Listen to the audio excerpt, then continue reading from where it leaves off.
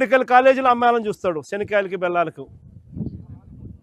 Medical కాలేజీలైనా అమ్మేస్తున్నాడు, government భూములైనా కానీ శనికాయలకు బెల్లాలకు ఇష్టం వచ్చినట్టు స్కాములు చేస్తూ అమ్మేస్తాడు. రాష్ట్రానికి సంబంధించిన ఏ ఆదాయం కూడా రాష్ట్ర ప్రభుత్వ ఖజానాకు రాకుండా చంద్రబాబు నాయుడు దోచేస్తూ ఉన్నాడు. మద్యం నుంచి మొదలు పెడితే మద్యము, ఇసుక, మట్టి, క్వాడ్స్, సిలికా, ఏదైనా చెప్పండి, రాజధాని భూముల దగ్గర నుంచి ఏకంగా రాష్ట్రంలో భూముల అమ్మకం దగ్గర నుంచి శనికాయలకు బెల్లలకు అమ్మడం దగ్గర నుంచి అమరావతి పేరుతో ఆయన స్క్వేర్ ఫీట్కి 10,000 రూపాయలు చొప్పున కాంట్రాక్టులు ఇస్తూ స్కాములు చేస్తూ కడతా ఉన్న కాంట్రాక్టుల వరకు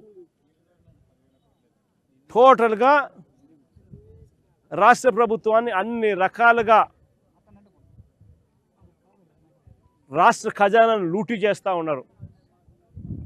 చంద్రబాబు నాయుడు ఆయన ఎల్లో గ్యాంగు, అందరూ వాళ్ళే దోచుకునేది పంచుకునే దానికి.